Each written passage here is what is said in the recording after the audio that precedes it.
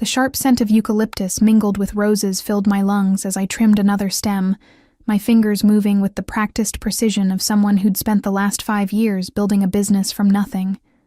Petals and Promises wasn't much.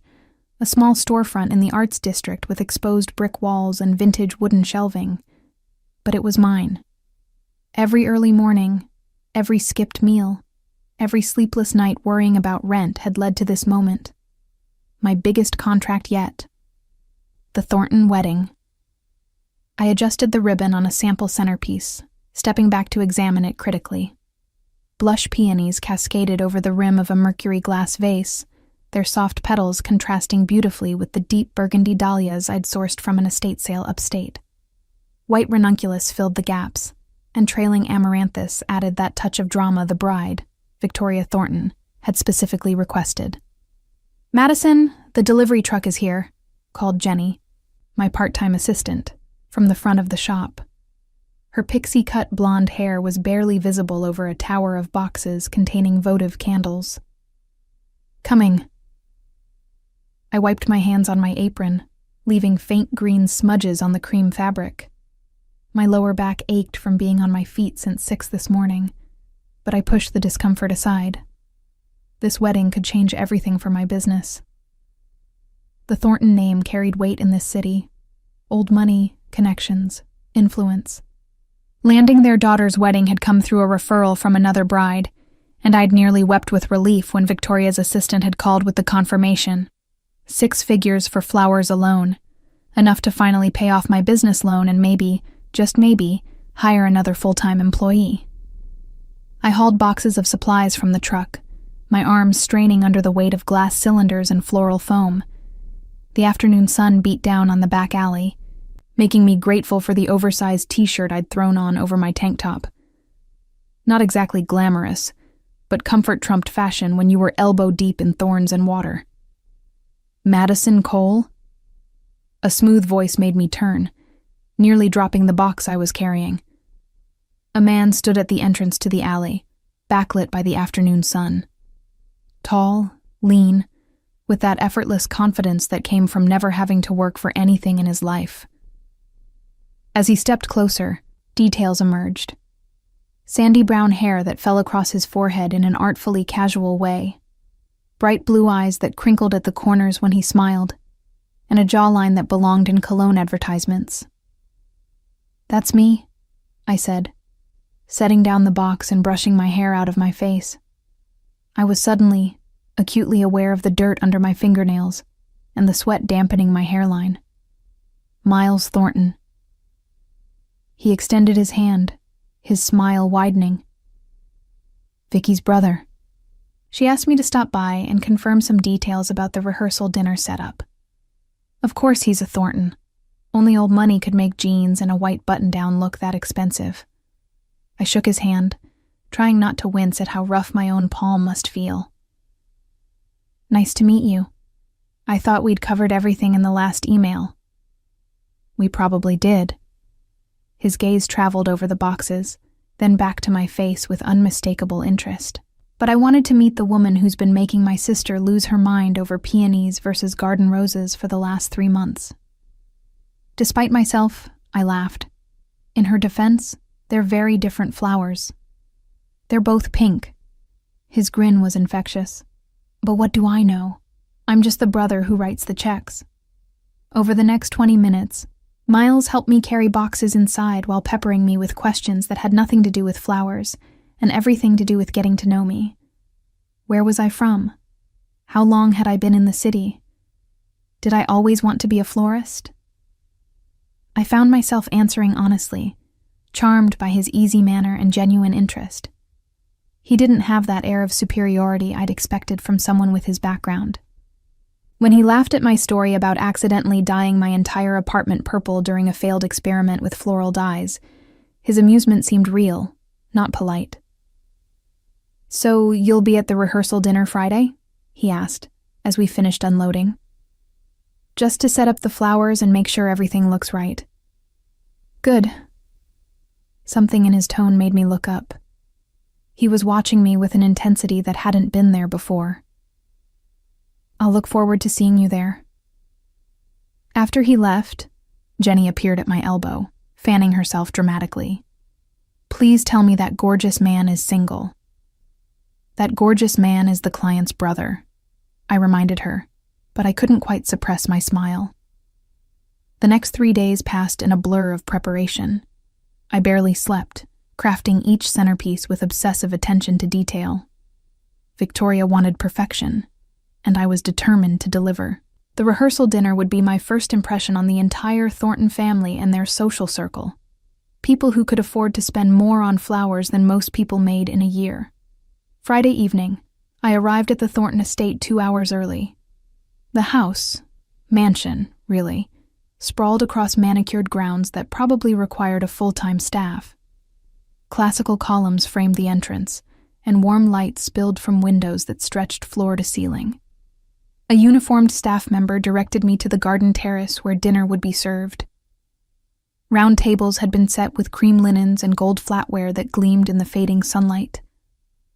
I got to work immediately, placing each centerpiece with careful precision, adjusting heights and angles until they looked effortlessly arranged.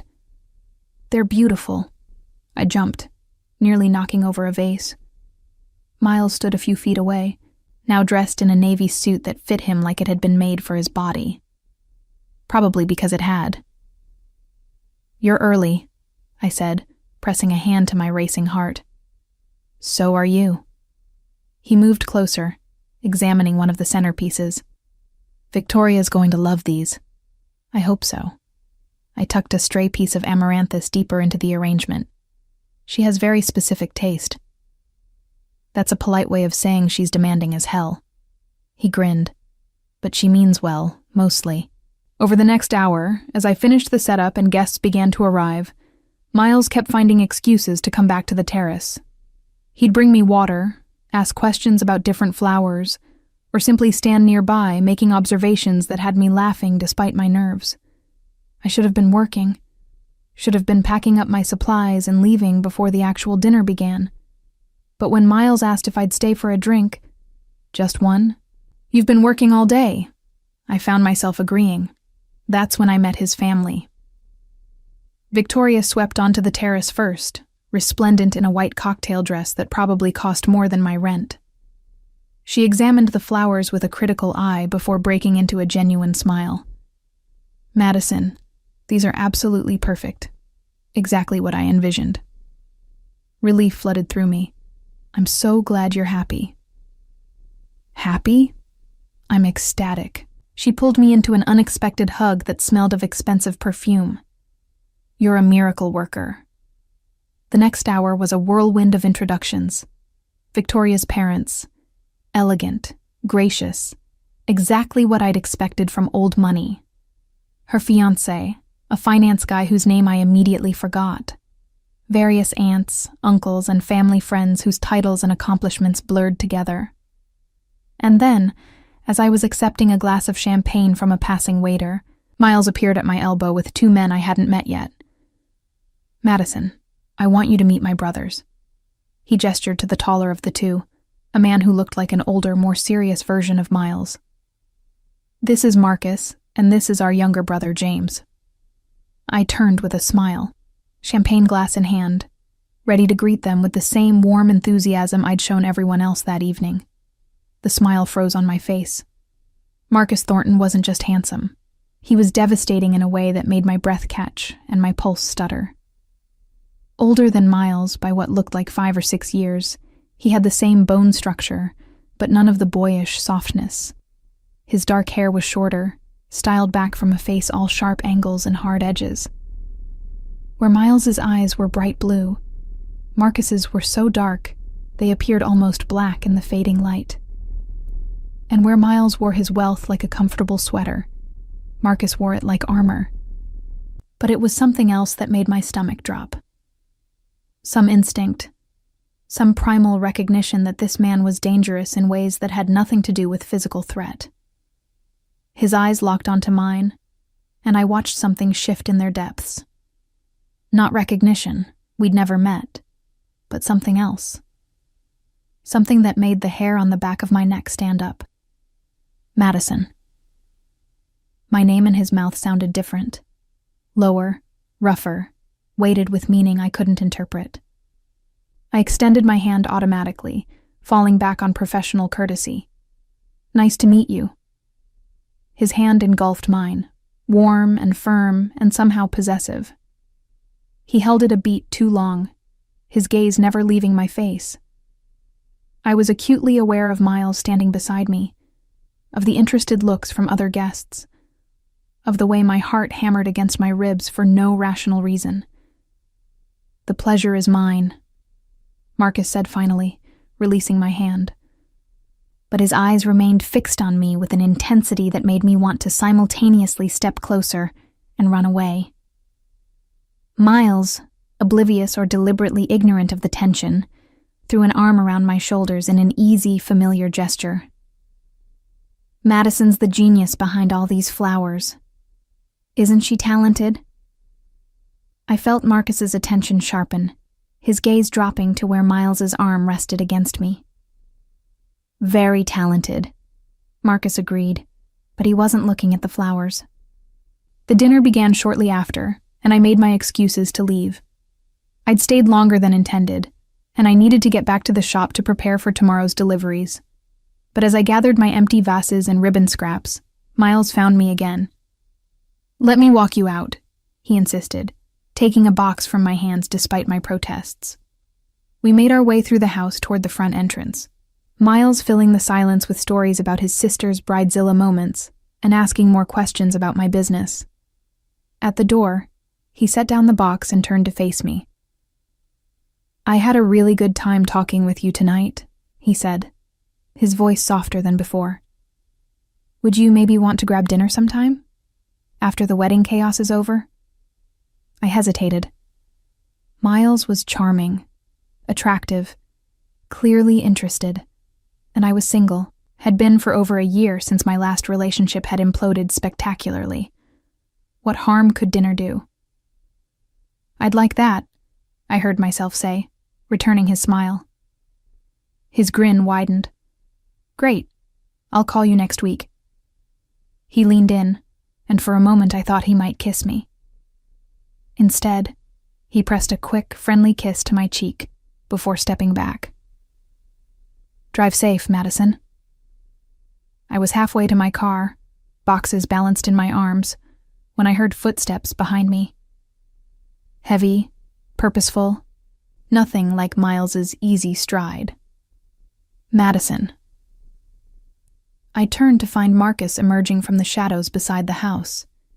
He'd removed his suit jacket, and his white shirt glowed in the darkness.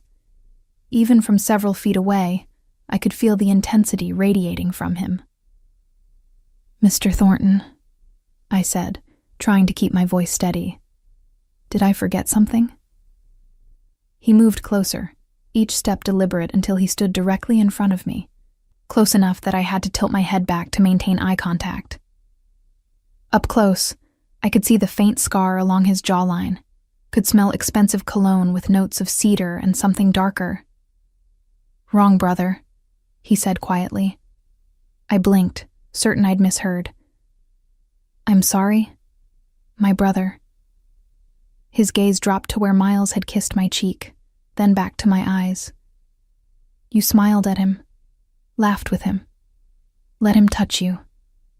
His voice remained soft, conversational even, but something underneath made my pulse race. "Wrong. Brother. I don't understand." The boxes in my arms suddenly felt unbearably heavy. Marcus reached out, and I froze as his fingers traced my jawline with unexpected gentleness. "You will," he murmured. "Soon enough you'll understand exactly what I mean." Then he stepped back, sliding his hands into his pockets as though he hadn't just invaded my personal space, and said something that sounded like both a promise and a threat. "Good night, Madison. I'll be seeing you." He turned and walked back toward the house, leaving me standing alone in the darkness, my heart pounding, and my mind racing with questions I couldn't begin to answer. Saturday morning arrived with 3 dozen blood-red roses. I stared at them through my shop window, their deep crimson heads pristine and perfect. arranged in a crystal vase that probably cost more than my monthly utilities. The delivery driver waited patiently while I signed, his expression carefully neutral in the way of someone accustomed to delivering extravagant gifts. "Who are they from?" Jenny asked, already reaching for the small cream envelope tucked among the thorns. I plucked it from her fingers before she could open it. My hands trembled slightly as I broke the wax seal. An actual wax seal, pressed with what looked like a family crest. These reminded me of you. Beautiful, but with thorns. MT.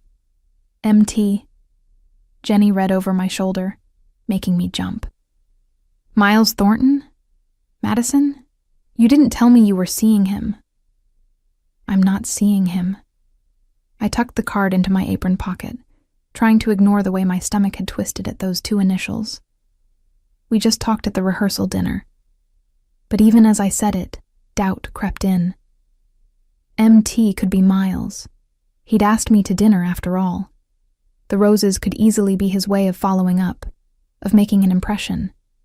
Except something about the message felt wrong for Miles. He was smooth, charming, the kind of man who'd send something cheerful and bright. Not blood-red roses with a note about thorns. I pushed the thought away and threw myself into work. The Thornton wedding was in a week, and I had 1,000 details to finalize. Bouquets to assemble, centerpieces to perfect, timing to coordinate with the venue. No time to obsess over mysterious flower deliveries. The roses appeared again Monday morning. This time, 4 dozen white peonies arranged so exquisitely they looked like clouds captured in glass. Your work is art, but you are the masterpiece. MT Tuesday brought orchids, rare, expensive, in shades of purple so deep they were almost black. Wednesday, a single perfect calla lily in a sleek black vase, its cream petal unfurling like a secret. Simplicity has its own elegance, but you deserve grandeur. MT. By Thursday, my small shop looked like a botanical garden, and I was no closer to understanding who MT actually was. The rational part of my brain insisted it had to be Miles. He was the one who'd shown interest, who'd asked me out. But something deeper, more instinctual, whispered a different name. Marcus. I tried calling Miles Thursday afternoon, using the number Victoria had given me for coordinating wedding details. Madison! His voice was warm, pleased. I was just thinking about you. How's the wedding prep going? It's going well. Listen, I wanted to thank you for the flowers. Flowers? Confusion colored his tone. What flowers? My stomach dropped. The ones you've been sending to my shop all week? I haven't sent you flowers. He paused, though I probably should have.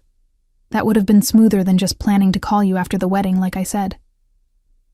We talked for a few more minutes, but my mind was elsewhere.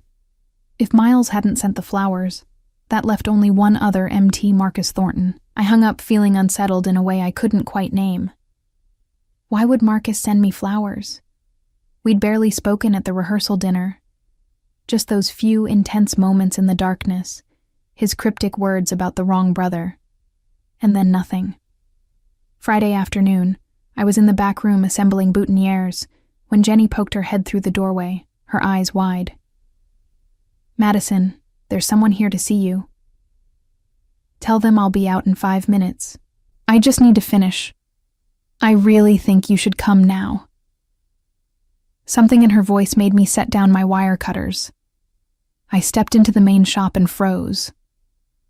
Miles stood near the front counter, examining a display of succulents with casual interest. He looked up when I entered, that easy smile spreading across his face. Hey, I hope it's okay that I just dropped by.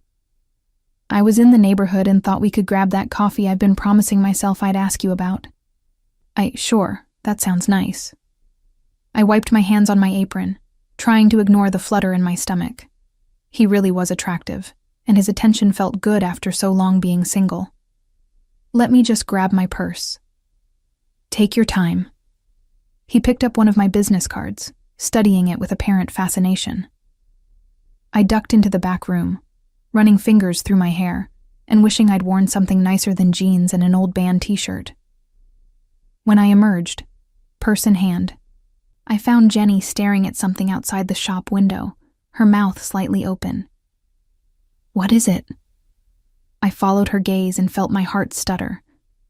A black Mercedes had pulled up directly in front of my shop, its sleek lines and tinted windows screaming money and power. As I watched, the driver's door opened and Marcus Thornton stepped out. He wore a charcoal suit that probably cost more than my monthly revenue. His dark hair perfectly styled, aviator sunglasses hiding his eyes. He moved with the confidence of someone who owned whatever space he occupied, and when he removed his sunglasses, his gaze locked onto the shop window, onto me, with laser focus. "Friend of yours?" Miles asked, his tone carefully light. But when I glanced at him, I saw tension in his jaw that hadn't been there before. Marcus entered the shop, and the space immediately felt smaller. His presence filled it, commanding attention in a way that had nothing to do with his physical size, and everything to do with the authority he radiated. "Miles." His voice was cool, controlled. "I didn't realize you'd be here." "Picking up Madison for coffee." Miles moved slightly, positioning himself closer to me. "We have plans." "Do you?" It wasn't a question. Marcus's gaze shifted to me, and I felt pinned in place like a butterfly on a board. "I came to discuss an order for my office. Victoria mentioned you also do corporate arrangements." It was a lie. I could see it in the slight tension around his eyes, hear it in the too casual tone. But what could I say? "I know you're lying, and you're really here to sabotage your brother's coffee date." "I do," I heard myself say. "But I'm actually just heading out." "This will only take a moment." Marcus pulled out his phone, swiping through what I assumed were photos. "I need arrangements for several locations. My office downtown, 2 restaurants I own, and my home. Money is no object. I want the best." He said it while looking at Miles, and the subtext was clear. "Marcus, I'm sure this could wait until—" Miles started. "Could it?" Marcus's attention swung back to me. "Madison, do you have time to discuss business, or should I take my considerable contract elsewhere?" The air between the brothers crackled with tension. I looked from one to the other, my mind racing. This wasn't about flowers or business contracts. This was about me, about whatever rivalry had sparked between them at the rehearsal dinner. "I can spare a few minutes," I said quietly. "Miles, would it be okay if we postponed coffee? I really can't afford to turn down a contract this size." Miles's jaw tightened, but he nodded. "Of course. Business first." He shot Marcus a look I couldn't quite interpret. "I'll call you later, Madison." After Miles left, Marcus pulled out his wallet and withdrew a black credit card, setting it on my counter. "I need fresh arrangements delivered weekly to all 4 locations. Premium flowers only. Whatever you think best." "Mr. Thornton." "Marcus." His gaze held mine. "Call me Marcus." "Marcus," I corrected, trying to ignore how his name felt on my tongue. "This is a lot of locations for weekly deliveries. The cost would be— I told you, money is no object." He leaned against the counter, close enough that I could smell his cologne. "I want your flowers in my spaces, Madison. Your touch, your artistry." The way he said it made it sound like something else entirely. "I'll need to see the spaces," I managed, "to understand the lighting, the aesthetic. I'll send a car for you Monday morning, 9 a.m. He straightened, sliding his sunglasses back on. "Dress comfortably. We'll be visiting all 4 locations." He was gone before I could protest, leaving behind his credit card and the lingering scent of cedar and expensive fabric. Jenny appeared from wherever she'd been hiding. "What just happened?" I have no idea, I admitted. But my hands were shaking as I picked up Marcus's credit card, the black metal cool against my palm. That evening, another delivery arrived at my apartment. Not flowers this time, but a dress box from a boutique whose window displays I'd admired but never had the courage to enter. Inside, wrapped in tissue paper, was a simple but stunning dress in deep forest green. The cut was elegant, professional, but with enough style to make it special. A note card lay on top. For Monday, you shouldn't have to worry about what to wear. MT. I should have been angry. Should have been insulted that he'd presumed to buy me clothing, that he'd somehow found out my address, my size. Instead, I found myself holding the dress up to my body, imagining Marcus's reaction when he saw me in it. The Thornton wedding arrived in a blur of organized chaos. I barely slept the night before, triple-checking every bouquet, every centerpiece, every detail. When I arrived at the venue, a historic estate on the river, my team and I had 4 hours to transform the space into Victoria's vision. By the time guests began arriving, I was exhausted but satisfied. The ceremony space looked like a garden had bloomed overnight, white flowers cascading from every surface, romantic and lush and perfect. I stood in the back, watching the ceremony with the caterers and venue staff, allowing myself a moment of pride. This was what I'd dreamed of building, a business that created beauty, that gave people perfect moments to remember. The ceremony ended with thunderous applause, and I slipped away to check the reception space one final time. Everything was perfect. The centerpieces caught the candlelight just right. The garlands framed the head table beautifully, and the flower wall for photos was already attracting guests with phones raised. You outdid yourself. I turned to find Marcus behind me, devastating in his tuxedo, a white rose boutonniere pinned to his lapel, one of the ones I'd made. Thank you. I smoothed down my simple black dress, not the green one he'd sent. I'd left that hanging in my closet, unable to accept such an intimate gift. Victoria seems happy. She's ecstatic. He moved closer, his dark eyes traveling over my face. But I'm not talking about my sister's happiness right now. My heart rate kicked up. What are you talking about? I'm talking about Monday, 9 a.m. My driver will pick you up at your apartment. His voice dropped lower. Wear the dress, Madison. I can't accept. You can. His hand caught mine, thumb tracing across my knuckles. You will. Because denying me doesn't change what's already happening between us. Nothing is happening between us, I whispered, but the words felt hollow. Your brother asked me to dinner. You and I barely know each other. My brother, Marcus repeated, something dangerous flashing in his eyes.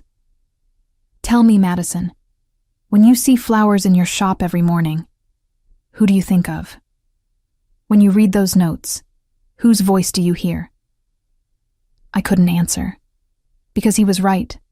Every delivery, every note, I'd heard his voice, seen his dark eyes, felt that same flutter of fear and fascination. That's what I thought. He released my hand but didn't step back. Monday, 9 a.m. Don't make me come get you. He walked away, leaving me standing alone among the flowers I'd arranged, my pulse racing and my mind spinning with the realization that I was in far deeper than I'd understood. And somewhere across the reception, I caught sight of Miles watching us. His expression unreadable, but his attention fixed solely on where his brother had just been standing. The game, I realized with a sinking feeling, had only just begun. Monday morning arrived too quickly. I stood in my apartment at 8:30, staring at the green dress still hanging in my closet, its fabric seeming to mock my indecision. Wearing it felt like accepting something I wasn't ready to name. Not wearing it felt like a rebellion that would only prove I was thinking about him far too much. In the end, I compromised. I wore my own clothes, cream slacks and a silk blouse, but I couldn't quite bring myself to leave the dress behind. Something about Marcus Thornton's quiet certainty suggested that defying him directly would be a mistake. The car arrived at exactly 9 a.m.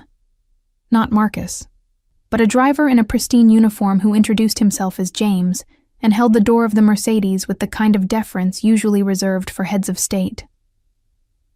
"Mr. Thornton is waiting at the first location, ma'am," he said as we pulled into traffic.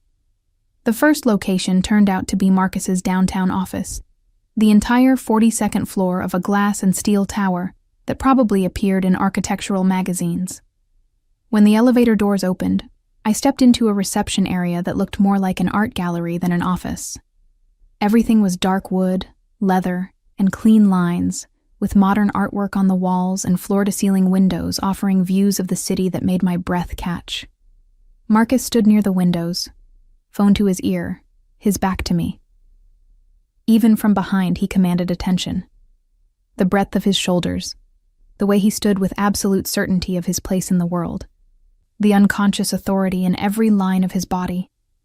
He turned when he heard my heels on the polished floor, and I watched his gaze travel over me. Something flashed in his dark eyes. Disappointment? No, not quite. Something more complex. "I'll call you back," he said into the phone, ending the conversation without waiting for a response. "You didn't wear the dress." It wasn't an accusation, just an observation. I wore my own clothes. I lifted my chin. "You hired me for my professional expertise, not my willingness to be dressed like a doll." A smile tugged at the corner of his mouth. "There she is. There who is. The woman with thorns." He moved closer, and I forced myself not to step back. I was wondering when she'd show up. The polite florist who smiles and agrees with everything is charming, Madison. But she's not real. This, his gaze held mine. This is real. I didn't know what to say to that. Didn't know how to respond to a man who seemed to see through every careful facade I'd constructed. "Show me the space," I said instead, falling back on professionalism. "Tell me what you envision." For the next hour, we walked through his office, and I took notes on lighting, traffic patterns, existing decor. Marcus proved surprisingly knowledgeable about design, asking thoughtful questions about color theory and seasonal availability. But underneath every professional exchange, I felt his attention on me like a physical touch. "The conference room needs something bold," he said, as we entered a space dominated by a massive glass table. "Something that makes a statement." "Like you," I said without thinking, then felt heat rise to my cheeks. His smile was slow, satisfied. "Exactly like me." The second location was an upscale Italian restaurant in the financial district. As we entered through the kitchen entrance, staff straightened immediately, their deference toward Marcus absolute. He owned this place, I realized. Probably owned half the restaurants in the city. "Mr. Thornton," the head chef greeted him with a slight bow. "We weren't expecting you today. Just showing someone around, Enzo." Marcus's hand settled at the small of my back, guiding me through the kitchen with proprietary ease. "This is Madison Cole. She'll be providing our floral arrangements." Over the next 2 hours, as we visited the restaurant and then a second establishment, this one a sleek sushi bar in the arts district, I began to understand the scope of Marcus's world. He wasn't just wealthy. He was powerful in a way that made people nervous, that commanded immediate respect and obedience. Staff jumped to fulfill his request before he finished asking. Managers materialized to answer questions I hadn't voiced. And through it all, his attention remained fixed on me, with an intensity that should have been uncomfortable, but instead felt oddly protective. "One more location," he said, as we returned to the car. "My home." My stomach flipped. "I don't think that's necessary. I can design something based on photos. I want you to see it." His voice left no room for argument. "I want you to understand the space, the light, what I need. what he needed. The words carried weight beyond flower arrangements. Marcus's home wasn't a penthouse or mansion as I'd expected. It was a converted industrial loft in a quiet neighborhood, all exposed brick and soaring ceilings with massive windows that let in floods of natural light. The space was masculine but not cold. Leather furniture, dark wood, artwork that suggested actual taste rather than an interior designer's vision. "This is beautiful," I said honestly, moving to the windows that overlooked a small private garden. I wasn't expecting something so warm. "What were you expecting?" He appeared beside me, close enough that our arms almost touched. "A villain's lair?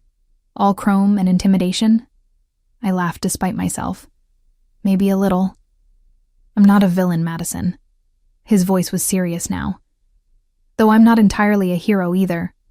I'm just a man who knows what he wants and refuses to pretend otherwise." "And what do you want?" He turned to face me fully, and the intensity in his dark eyes made my breath catch. "I think you know the answer to that." "Your brother," I started, but he cut me off. "My brother is playing a game." His voice was calm, but edged with steel. "Miles has never wanted for anything in his life. Everything has always come easily to him. Charm, looks, opportunities. He's never had to fight for something, never had to prove himself worthy. So when he sees something I want, he wants it too.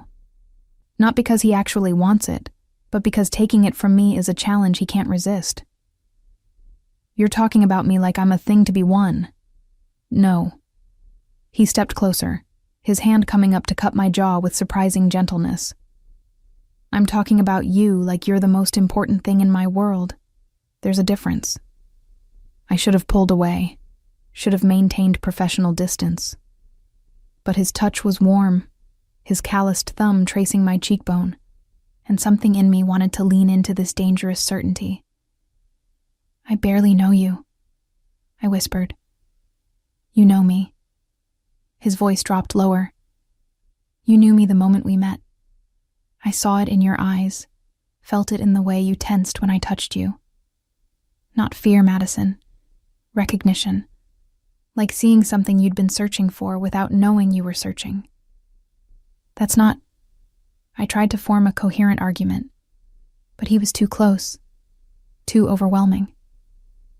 "Tell me something," he continued, his other hand finding my waist, holding me in place without force. "When Miles asked you to dinner, did your heart race like this? When he kissed your cheek, did you think about it for hours afterward? When you saw him at the wedding, did you feel pulled toward him like gravity?" I couldn't answer, because he was right.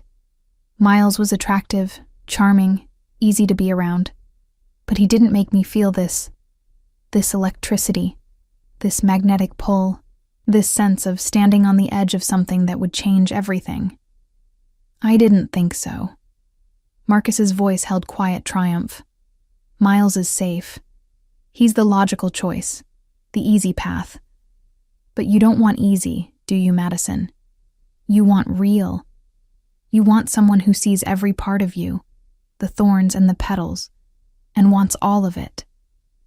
You don't know what I want, don't I?" His thumb traced my lower lip, and I couldn't suppress the shiver that ran through me. "You want someone who won't pretend, someone who will claim you honestly instead of playing games, someone who will fight for you, protect you, worship you the way you deserve. And that someone isn't my brother, no matter how much easier that would be." Before I could respond, his phone buzzed. He glanced at it, his jaw tightening with obvious irritation. "I have a meeting I can't postpone," he said, stepping back with clear reluctance. "James will take you home." "But Madison..." He caught my hand, bringing it to his lips in a gesture that felt intimate despite its formality. "Think about what I said. Think about what you actually want, not what you think you should want." In the car ride home, I stared out the window and tried to process everything. Marcus was intense, overwhelming, probably too much in every way.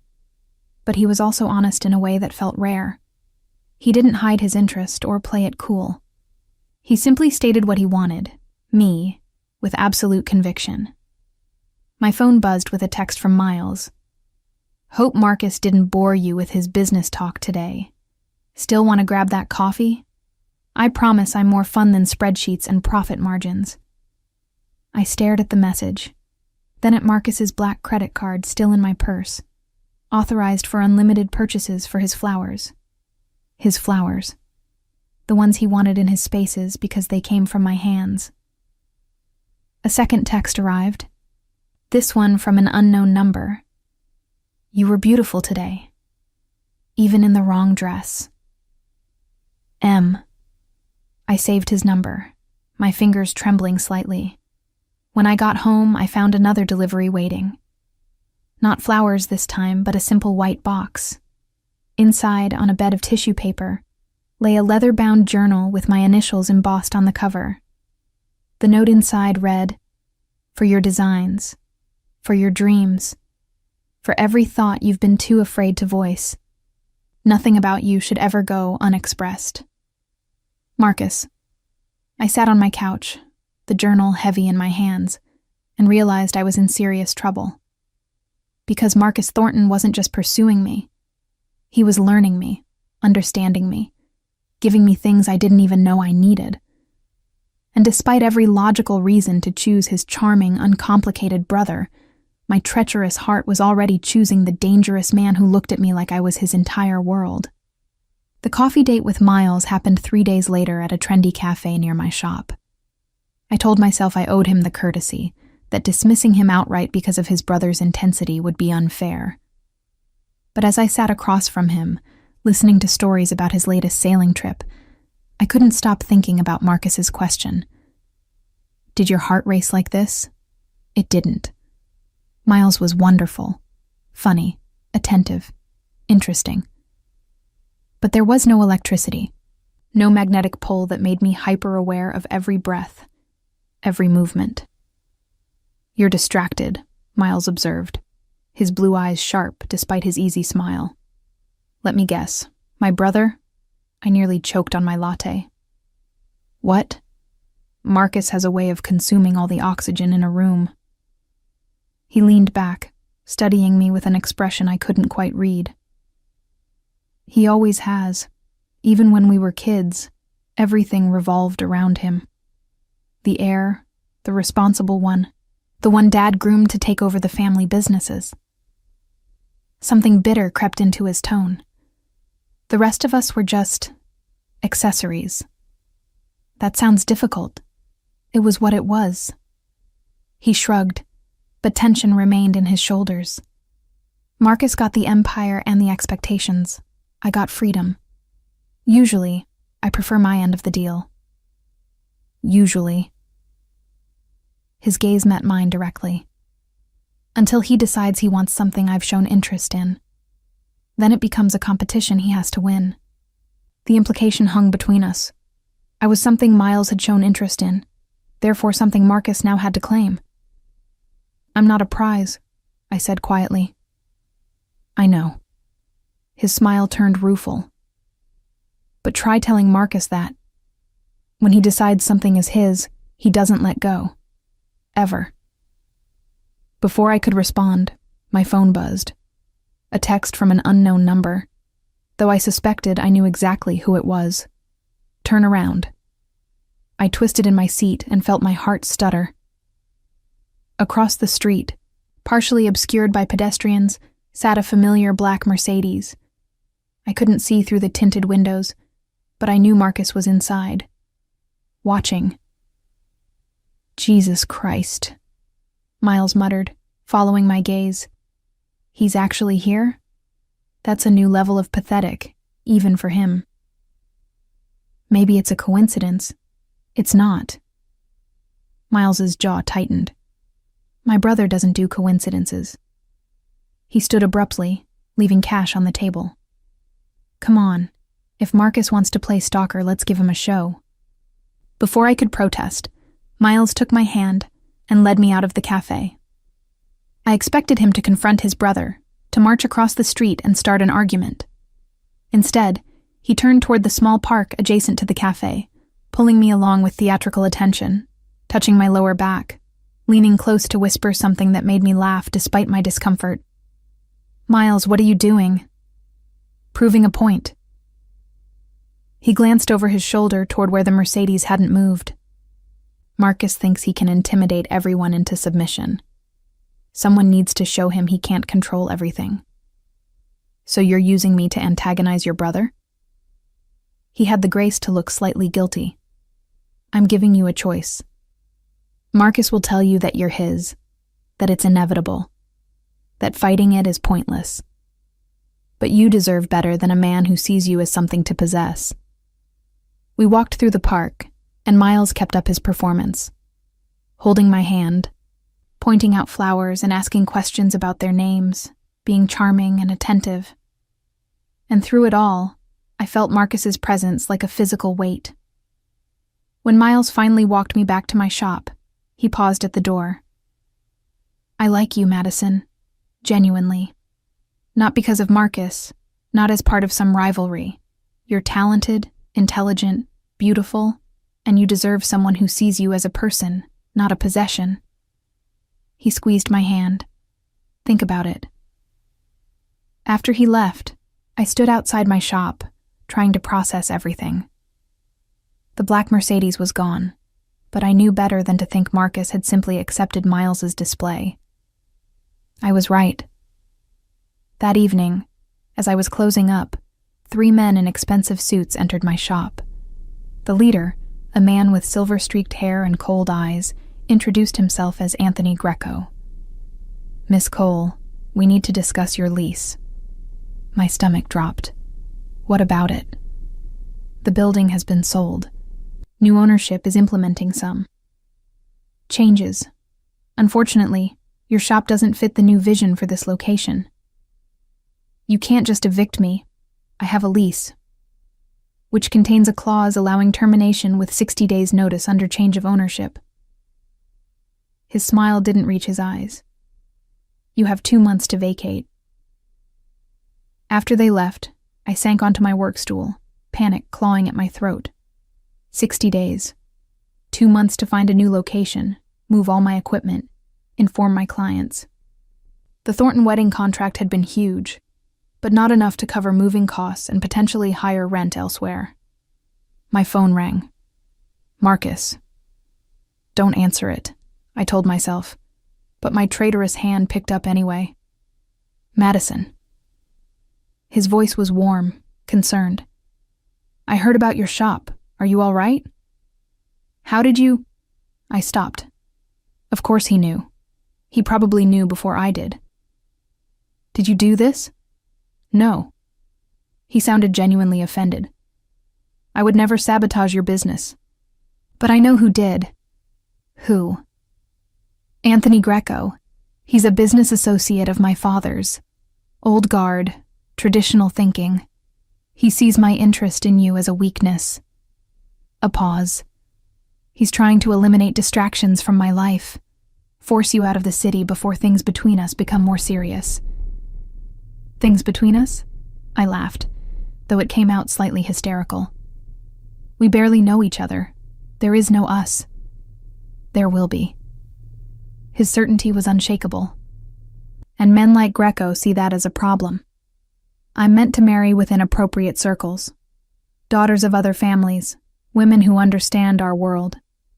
A florist from outside our sphere threatens that order. So, what am I supposed to do? Just accept losing my business?" "No." Steel entered his voice. "You accept my help. I have a building in the Arts District, ground floor retail space, twice the size of your current shop, completely renovated. Move your business there. No rent for the first 6 months. After that, we'll negotiate terms you can actually afford." "I can't accept that. It's too much." "You can, and you will." His tone left no room for argument. "Because the alternative is you spending the next 2 months scrambling to find something adequate, draining your savings, potentially losing clients in the transition. Pride is admirable, Madison, but it's also stupid when you have someone willing and able to help. There are always strings with help like this, No strings. A pause. Just an understanding that you're important to me, that your success matters to me, that seeing you struggle when I could easily prevent it is unacceptable. I closed my eyes, torn between gratitude and resentment. Why does everything with you feel like you're taking control of my life? Because I am. His honesty was devastating. Not to diminish you, but to protect you. To give you the space and resources to build something even bigger than what you have now. You're talented, Madison. Exceptional. But talent needs opportunity, and I'm offering you that. What do you want in return? Your time. His voice softened. Dinner, tomorrow night. Let me show you the new space, show you what's possible. Then decide if accepting my help makes you weak or smart. Against every instinct screaming at me to refuse, I heard myself agree. The new space was everything he'd promised and more. Located in the heart of the arts district, surrounded by galleries and upscale boutiques, it had the kind of street presence that could double my business. Floor-to-ceiling windows, exposed brick walls, a back room large enough for serious production work. Marcus watched me explore, his dark eyes tracking my every reaction. The lease is already drawn up, he said, producing papers from his briefcase. 6 months rent-free, then $2,000 a month after that. Far below market rate, he added before I could protest. Consider it an investment in supporting local artists. I'm not an artist, I'm a florist. You're both. He moved closer, his presence overwhelming in the empty space. And you deserve a canvas worthy of your vision. I stared at the papers, at his elegant signature already in place, waiting only for mine. Accepting this felt like accepting him, like acknowledging the pull between us I'd been trying to deny. What happens after I sign? I asked quietly. You build your dream. His hand caught mine, warm and certain. And I get to watch you become everything you're meant to be. That's all? That's everything. He lifted my hand to his lips, the gesture sending electricity through my entire body. Though I won't pretend I don't want more. I want dinner, conversation, your time and attention. I want you to stop seeing my brother out of misplaced fairness when we both know your heart isn't in it. I want you to be honest about what you feel when I'm near you. Which is? Terrified, I admitted. Overwhelmed, like I'm standing at the edge of something that will change everything. Good. His smile was slow, satisfied, because that's exactly what this is. The edge of everything changing. The question is whether you're brave enough to jump. I signed the papers with trembling hands, knowing I was committing to more than just a lease. I was committing to Marcus's world, his attention, his overwhelming certainty that I belonged to him. As we left the building, Marcus's hand settled possessively at my small of my back.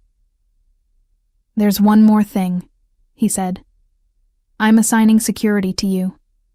Just temporarily, until the situation with Greco is resolved. Security? That's ridiculous. I don't need... You do. His voice was firm. Greco won't take my interference lightly.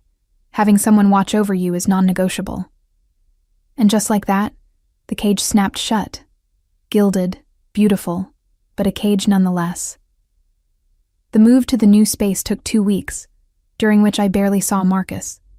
He'd disappear for days on business I didn't ask about, then reappear with updates on construction timelines or vendor recommendations.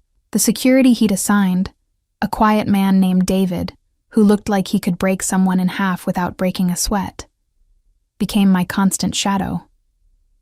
At first, the surveillance felt suffocating. David followed me everywhere, to supplier meetings, to the grocery store, even waiting outside my apartment building at night. But I gradually adjusted to his presence, especially after he helped me carry equipment to the new shop without being asked, and politely looked away when I had an emotional breakdown over damaged inventory, "Mr. Thornton asked me to make sure you're safe," he explained when I thanked him for his help. He didn't say I couldn't also make myself useful. The new shop opened to surprising fanfare. Marcus had apparently mentioned it to everyone he knew, and suddenly I had a waiting list of corporate clients wanting weekly arrangements. My revenue tripled in the first month, and I was able to hire 2 additional employees, a luxury I'd never imagined affording. Miles stopped by the grand opening, bringing champagne and that easy smile that no longer affected me the way it should. "Impressive," he said, examining the space with genuine appreciation. "My brother certainly doesn't do anything halfway." "It's a good business opportunity," I said defensively. "It's Marcus staking his claim." Miles's blue eyes met mine.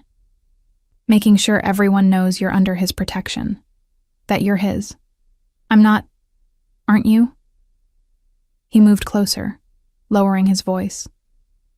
"Tell me honestly, Madison. When was the last time you made a decision without considering how Marcus would react? When did you last go somewhere without his security following? When did you stop being an independent businesswoman and start being Marcus Thornton's latest acquisition?" His words stung because they held truth. In accepting Marcus's help, I'd accepted his influence over my life. But what choice had I had? Let my business fail out of pride. "At least Marcus is honest about what he wants," I said quietly. "You've been using me to provoke him since we met." Miles had the grace to look guilty. "You're right. I have been, but not entirely for the reasons you think." He reached out, tucking a strand of hair behind my ear, a gesture he knew Marcus would hate. "I wanted to see if he'd actually fight for something, if you were real to him or just another possession to acquire. Because if you're just a possession, you deserve better. You deserve someone who sees you as a person, not a prize. And if I am real to him, then he needs to prove it." Miles's hand lingered on my cheek. "He needs to show you that you're more than just something he owns, that he values you, not just what you represent." That evening, I received a text from Marcus. "Miles was at your shop today." Not a question, a statement of fact. Of course his security reported back to him. I typed and deleted several responses before settling on. He brought champagne for the opening. The response came immediately. "He touched you." My stomach flipped. How did he know that? Had David reported it, or did Marcus have cameras installed without telling me? "It was nothing," I replied. "Everything he does is calculated to provoke me, and it's working." Before I could respond, another text arrived. "I'm coming over. We need to talk." He arrived 20 minutes later, still in a suit from whatever meeting he'd been in, his jaw tight with barely controlled anger. David, who'd been stationed outside my apartment, simply nodded and stepped aside as Marcus strode past. "You can't just show up at my apartment whenever you want," I said as he entered without invitation. "I can when my brother is playing games with what's mine."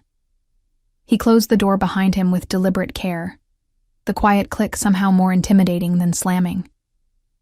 "I'm not yours. How many times do I have to say it? Until you stop lying." He crossed the space between us in 3 strides. "You are mine, Madison. You became mine the moment you smiled at my brother, and I realized I'd do anything, destroy anyone, to have you smile at me like that instead. That's not love. That's obsession. Maybe." His hands framed my face, forcing me to meet his dark eyes. "But tell me you don't feel it too. Tell me you don't think about me constantly, that you don't look for me in every room, that your heart doesn't race when I touch you." I couldn't, because all of it was true. "Miles says you see me as a possession," I whispered. "Miles is trying to drive a wedge between us because that's what he does. Undermines anything I build." His thumb traced my lower lip. "But he's wrong. You're not a possession, Madison. You're a necessity. your air and water and everything essential to survival. And yes, that makes me obsessive, possessive, probably unhealthy by normal standards. But there's nothing normal about what I feel for you." He kissed me then, not gently, but with desperate hunger, like a man who'd been holding back too long. And I kissed him back, my hands fisting in his shirt, pulling him closer despite every logical reason to push him away. When we finally broke apart, both breathing hard, he rested his forehead against mine. "Let Miles play his games. Let him test me. But don't doubt what you are to me. Don't doubt that I'd burn the entire city down before letting anyone hurt you or take you from me. That's not romantic. That's terrifying. It's honest." He pulled back enough to meet my eyes. "And I promised you honesty, remember?" The next morning, I woke to find Marcus gone but a note on my pillow. "Breakfast is in the kitchen. I have meetings all day, but I'll call you tonight. Also, I'm buying your building." I stared at the note, then scrambled out of bed to find him. But he was already gone. A text confirmed what the note had said. "Your landlord is selling. I'm buying to ensure your lease remains favorable. Don't argue." I tried calling him, but it went straight to voicemail. Frustrated, I got ready for work, where I found Miles waiting outside the shop. "We need to talk," he said, his expression serious. "If this is about Marcus, it's about you." He gestured to the coffee shop next door. 5 minutes, please." Over coffee, Miles laid out everything. Anthony Greco wasn't just trying to eliminate me as a distraction. He was using me to test Marcus's commitment to the family business. If Marcus continued prioritizing me over strategic alliances and appropriate marriages, there would be consequences. What kind of consequences? The kind that ends with Marcus losing control of the businesses he's spent his entire life building. Miles's voice was grave. "My father is old, Madison. Dying, though he won't admit it. There's going to be a succession battle, and Marcus has enemies who'd love any excuse to question his fitness to lead. You, an outsider, no connections, no strategic value. You're the perfect excuse. So what am I supposed to do? Leave? Let Marcus throw away everything for me? I don't know." Miles looked genuinely troubled. "I started this as a game, as a way to needle my brother. But seeing how he is with you, how far he's willing to go, maybe you are real to him. Maybe you're worth the cost. But you need to understand what that cost actually is." That evening, Marcus called as promised. I told him about my conversation with Miles, expecting him to dismiss it as more manipulation. Instead, there was a long silence. "Miles is right," he said finally. "There will be consequences. There already are. But that's my problem, not yours." "How can you say that? If I'm the reason you lose everything, then I'll build something new." His voice was firm. "With you. Because you're worth more than any empire, Madison. You're worth everything. That's too much pressure. I can't be worth your entire world." Too late. I could hear the smile in his voice. "You already are." 2 days later, everything came to a head. I was at the shop when 3 men entered. Not the usual corporate types looking for arrangements, but men with cold eyes and dangerous energy. David stepped between us immediately, his hand moving to his jacket. "Miss Cole," the leader said, ignoring David entirely. "Mr. Greco would like a word." "She's not going anywhere," David replied, his voice calm but steely. That wasn't a request. What happened next occurred in a blur. David's hand emerged from his jacket, not with a gun as I'd feared, but with his phone, already dialing. The men advanced, and David positioned himself as a shield between them and me. Then Marcus's voice came through the phone's speaker, loud and clear and absolutely terrifying in its calm. Tell Greco that if his men take one step closer to what's mine, I'll consider it an act of war. And war with me doesn't end well for anyone." The men froze. One of them stepped forward to take the phone from David, speaking in rapid Italian. Whatever Marcus said in response made the man's face pale. They left without another word. David turned to me, still holding the phone. "Mr. Thornton wants to speak with you." My hand shook as I took the phone. "Marcus? Are you hurt?" His voice was tight with barely controlled fury. "No," David protected me. "Good. Stay there. I'm sending more security. And Madison?" A pause. This is what I meant about consequences. Being with me, being mine, it puts a target on you. Greco and others like him will try to use you against me. That's the cost of what we have. Maybe we shouldn't... Don't. The word was sharp. Don't even think about walking away to protect me. I won't allow it. You're mine. And I protect what's mine with everything I have, no matter the cost. After we hung up, I sank into my chair, finally understanding the full scope of Marcus Thornton's world. And understanding that I was irreversibly part of it now, whether I'd chosen to be or not. Marcus arrived at my shop within 30 minutes, flanked by 4 men who looked like they could end someone with a glance. But it was Marcus himself who commanded the space, dressed in all black, his dark eyes blazing with protective fury, every line of his body radiating lethal intent.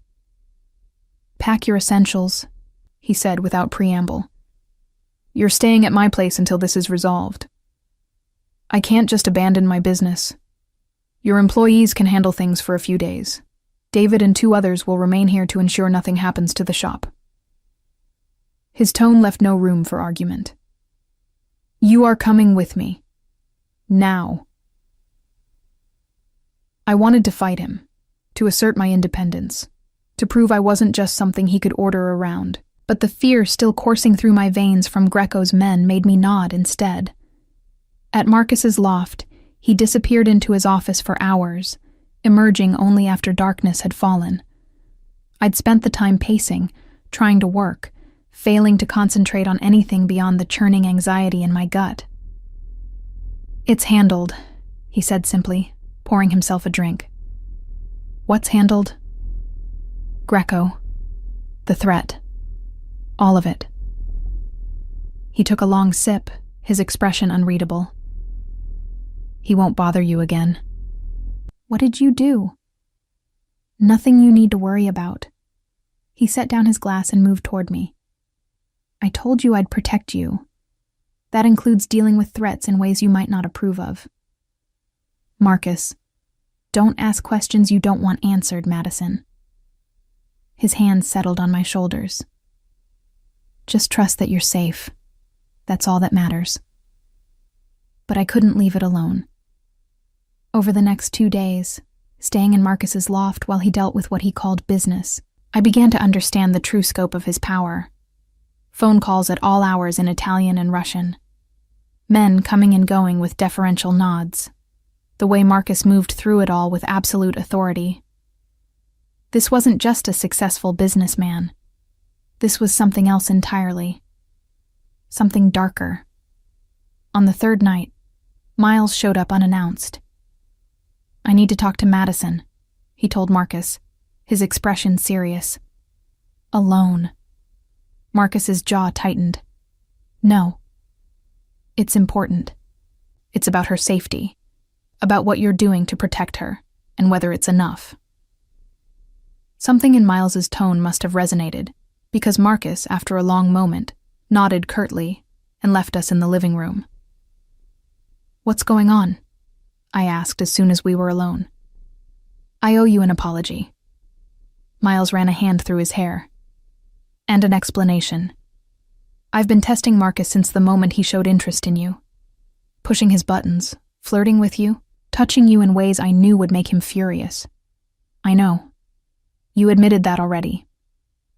What you don't know is why." He met my eyes.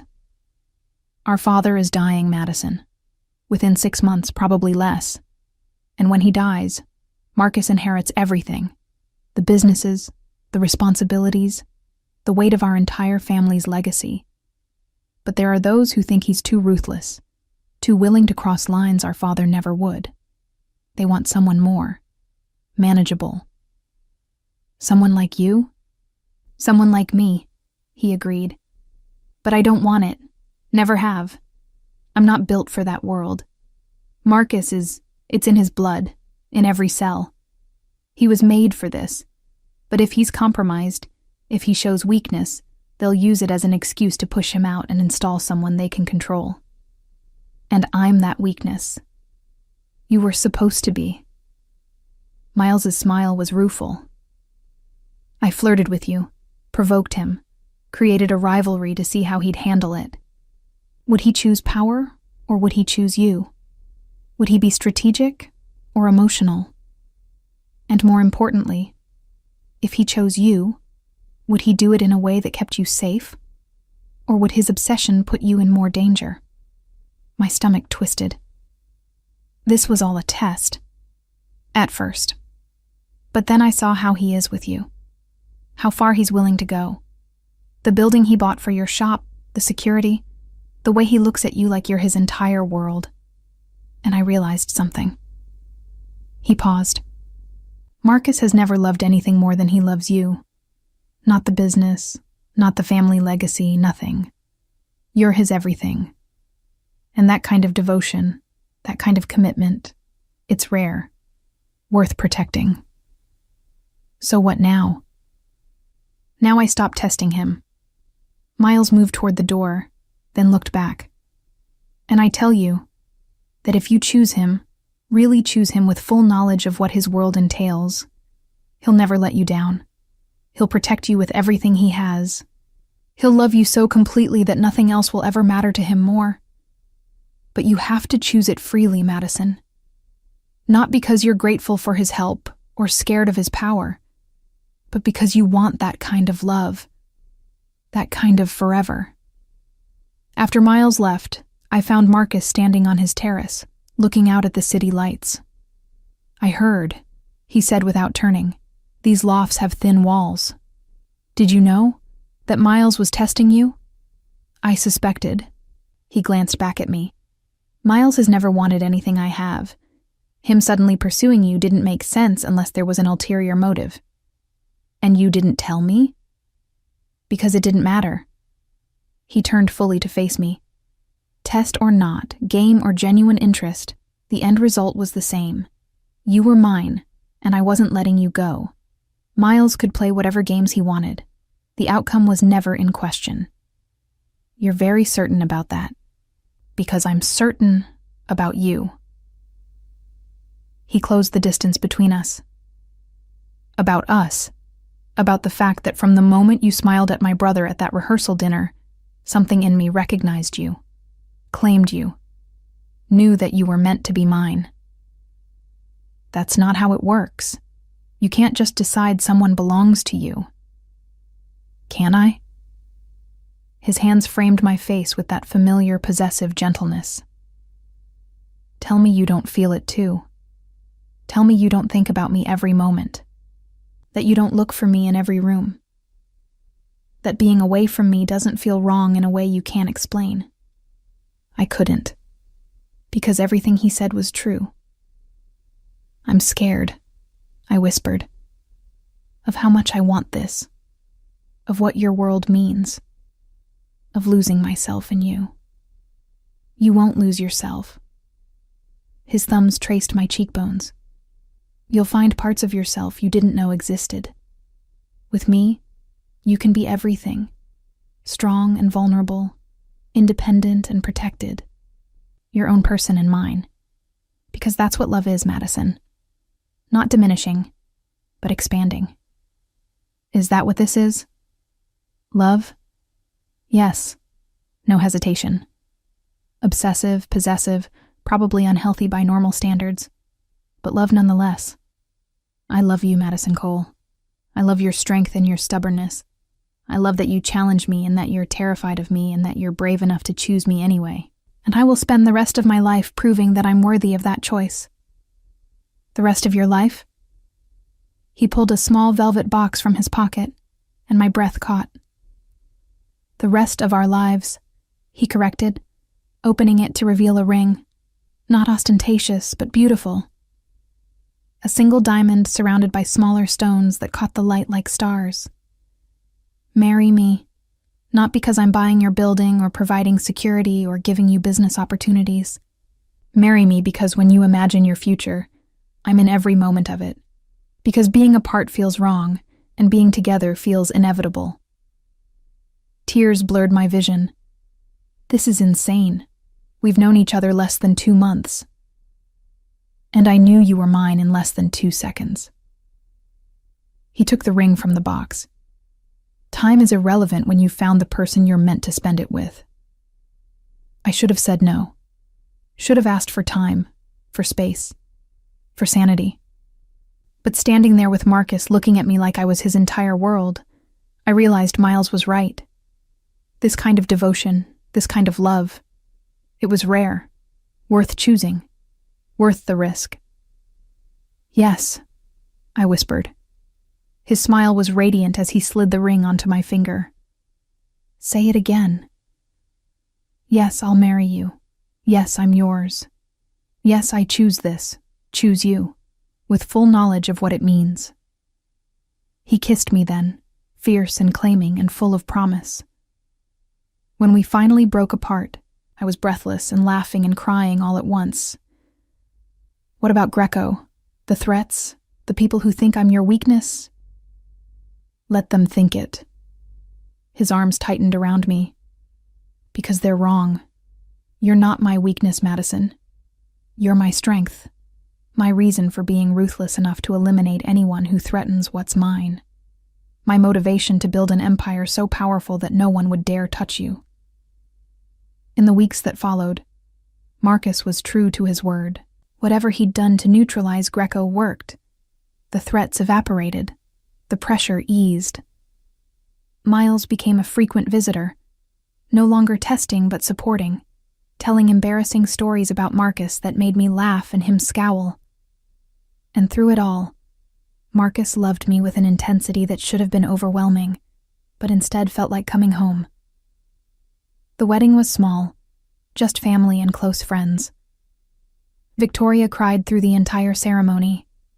Miles served as best man and whispered, "You deserve each other," in a tone that somehow sounded like both a blessing and a warning. And when Marcus slid the wedding band onto my finger, his dark eyes holding mine with absolute certainty, I knew I'd made the right choice. I was Madison Thornton now, wife to a man who'd burn the world down to protect me, partner to someone whose love was as dangerous as it was devoted. And I'd never been happier in my life.